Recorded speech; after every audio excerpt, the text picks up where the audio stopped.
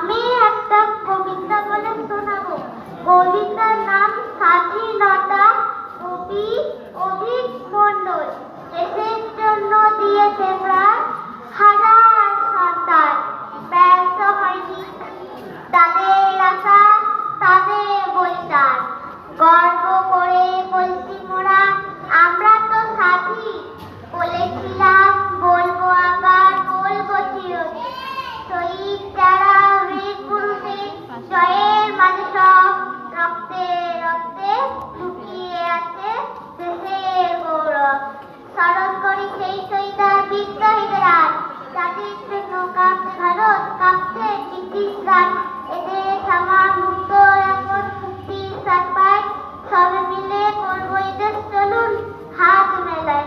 গেরুয়া সাদা সবুজ মিলে অপূর্ব সংমিশ্রণ, স্বাধীন মোরা গায়ে বন্দে